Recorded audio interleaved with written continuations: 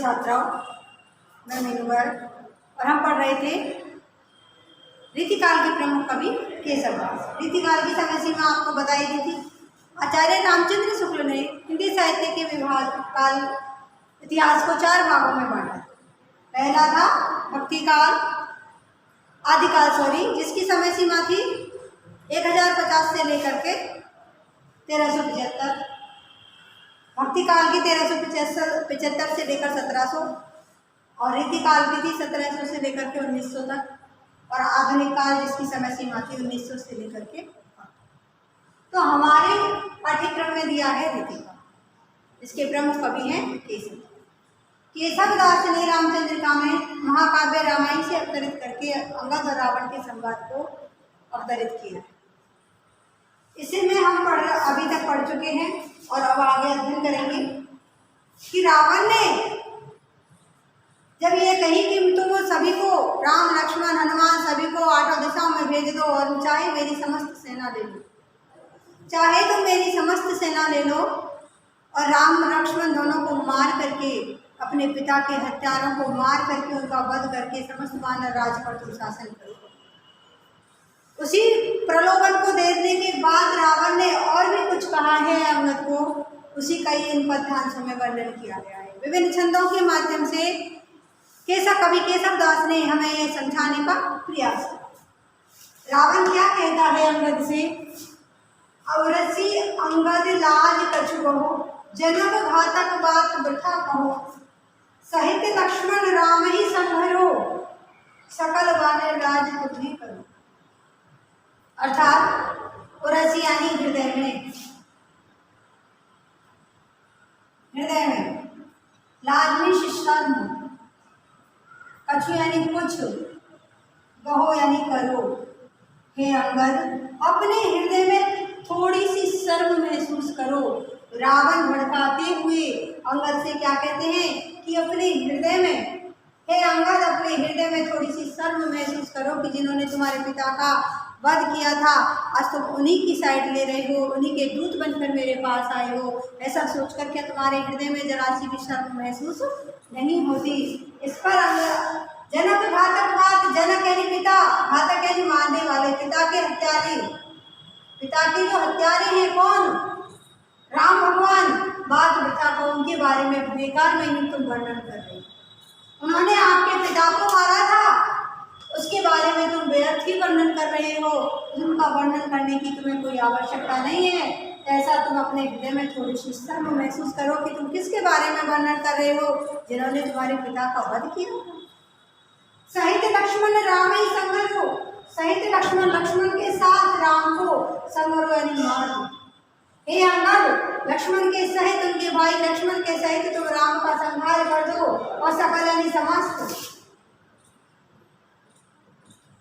वानर राज यानी वानरों पर तुम्हें करो शासन करो, तुम्हें करो यानी शासन करो।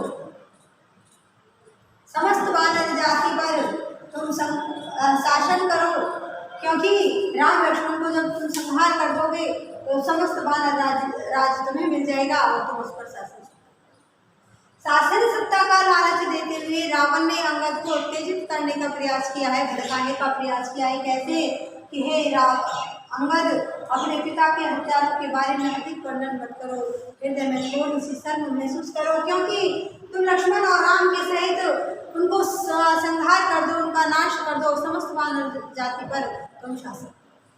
ऐसा जब रावण ने अंगद को उत्साहित किया है, तब अंगद क्या कहते हैं? शत्रु सम मित्र हम चित्त पहचानहि, दूत विधि नूत का बहुना और आने। आंख मुख देख अभिलाष अभिलाष हो, राखी भुज शीस तब और कह राखो। इतनी बड़ी बात, पिता का हत्यारे का वर्णन ना करो अंगद, कुछ अपने हृदय में शर्म धारण करो। जब रावण ने कहा तब अंगद ने कहा, क्या उत्तर दिया है इसका इस पद्यांश में वर्णन है। शत्रु वाली दुश्मन,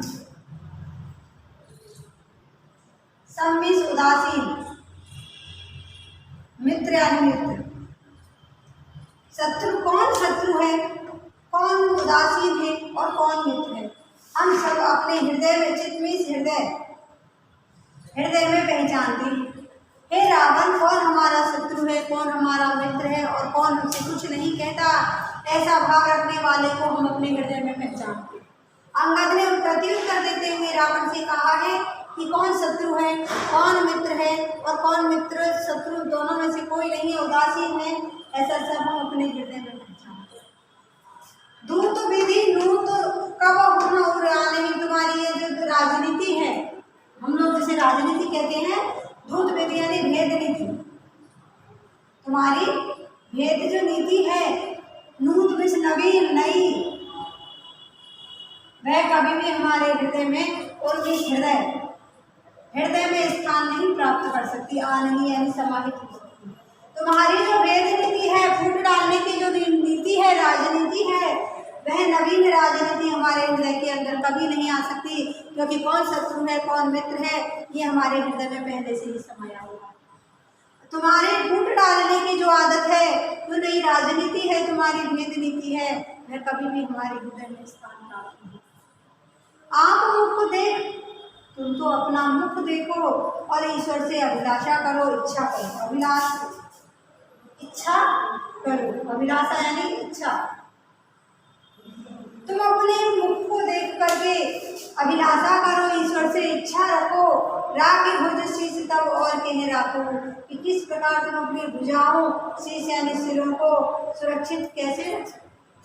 भगवान तुम्हारा पद अवश्य करेंगे, तुम अपनी भुजाओं और शीश को कैसे सुरक्षित रख सकते हो, ऐसा ईश्वर से इच्छा रखो, अभिलाषा करो, जिससे तुम्हारे प्राण बच जाएं, तुम्हें भगवान के हाथों ना मरना पड़े। अंगद इस प्रकार रावण से कहते, क्या कहते हैं कि कौन शत्रु है, कौन उदासीन है, ये हम अपने हृदय में पहचानते हैं।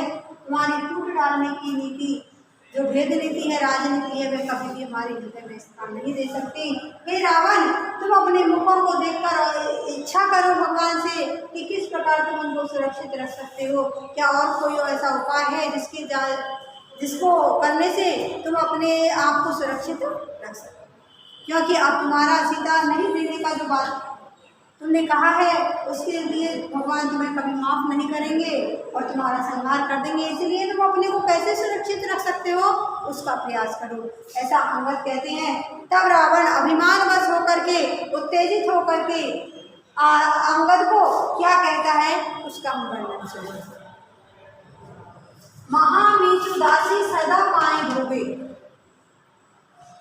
पर प्रतिहार है कि कृपा सूर्य धोबे, छपानाथ लीने रहे छत्र जाको, करेगो कहा शत्रु सुग्रीव का, सका मेघ माला सिखी पापकारी, करेगो तुबाली महादंड था, पढ़े वेद ब्रह्मा सदा द्वार जाके, कहा बापुरो शत्रु सुग्रीव का। बहुत बड़ी बात कहती है रावण ने। देखिए, रावण को अभिमानी प्राणी कहा गया, क्योंकि रावण सबसे बड़े प्रकांड पंडित थे। 10 बार जिन्होंने अपने सिर का दान किया भगवान शिव के लिए, ऐसे भक्त थे।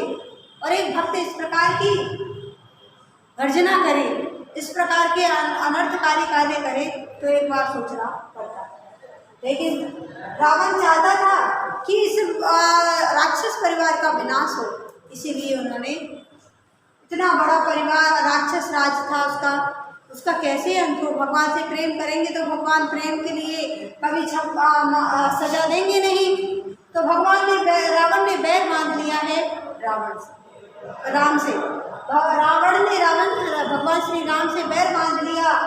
तब वो अंगद को समझाते हुए या धमकाते हुए या उत्तेजित करते हुए अपने बारे में जो अपने मुँह मियाँ मिट्ठू वाली बात आ जाती है, क्या कहता है, उसका इस प्रकार में विस्तृत वर्णन किया। महामीचु दासी सदा पाए धोबे, महामीचु यानी मृत्यु। देखिए कितना शक्तिशाली है रावण, फिर भी अंत को प्राप्त हुआ। क्यों, किसके कारण?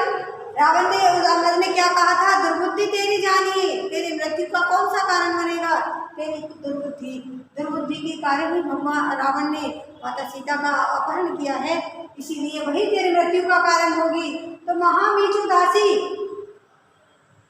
मृत्यु सदा जिसके यहाँ दासी होकर के पैरों को धोया, मृत्यु को भी जिसने बांधा हुआ है, ऐसा रावण अभिमानवश कहता है कि मृत्यु भी जिसकी यहाँ दासी बन करके, सेविका बन करके सदा चरणों को धोया करती है। मृत्यु जिसके यहाँ चरणों को प्रछालने का काम करती है। प्रतिहार है कि कृपा सूर्य जो है, सूर्य सूरज, सूर्य भगवान, और सूर्य भगवान जिसके यहाँ प्रतिहार यानी द्वारपाल, जहाँ सूर्य द्वारपाल होकर के सदा आदेश की पालना किया करते हैं। कृपा दृष्टि चाहते हैं रावण की। कौन? सूर्य। सूर्य भी जिसके यहाँ सदा कृपा की प्रतीक्षा करते हैं द्वारपाल होकर के कि कब रावण मेरे ऊपर कृपा करे, मुझे छुए। छपानाथ लीने चंद्र, छपानाथ कहते हैं चंद्रमा को। छपानाथ भी चंद्रमा, लीने रहे छत्र जाको, जिसके लिए हमेशा छत्र ताने रहते हैं, चवन ताने रहते हैं, जिसके लिए कौन? चंद्रमा। मृत्यु जिसके यहाँ दासी का काम करती है, पैर धोने का काम करती है, द्वारपाल होकर के सूर्य जिसके यहाँ कृपा की प्रतीक्षा किया करते हैं, चंद्रमा जो इसके लिए छत्र हाथों में लेकर खड़े रहते हैं, ऐसे मुझ रावण का करेगो कहा शत्रु सुग्रीव ठाकुर। सुग्रीव शत्रुता करके भी क्या कर लिया? रावण बहुत ज़्यादा अभिमानी है। अभिमान बस कहते हैं कि मृत्यु भी मेरे पैर धोती है, सूर्य मेरे यहाँ द्वारपाल रहता है और चंद्रमा मेरे लिए छत्र ताने रहता है। ऐसे मुझ रावण का बेचारा सुग्रीव, वन में निवास करने वाला सुग्रीव क्या बिगाड़ सकता है? क्या सुग्रीव भी मेरा कुछ बिगाड़ सकता है? सका मेघमाला सिक्की पापकारी, करे कोतवाली महादंडधारी, पढ़े वेद ब्रह्मा सदा द्वार जाके, कहा वापुरो शत्रु सुग्रीव। और भी ज्यादा अभिमान बस होकर के रावण ने जो बात अमृत से कही है उसका वर्णन है। सका मेघमाला, सका कहते हैं भिस्ती का कार्य करने वाले। भिस्ती किसे कहते हैं? पहले जो कहार थे, पानी भरा करते थे, राजा महाराजाओं के यहाँ पानी भरने का जो काम करते थे, उन्हें सका कहा है। तो मेघमाला यानी बादलों की जो पंक्तियां हैं, मेघ यानी बादल, बादलों की पंक्तियां जिसके यहाँ भिस्ती का कार्य करती है, बादलों की पंक्तियां जिसके यहाँ भिस्ती का कार्य करती हैं, सिखी पाककारी और अग्निदेव जिसके यहाँ रसोई का काम करते हैं,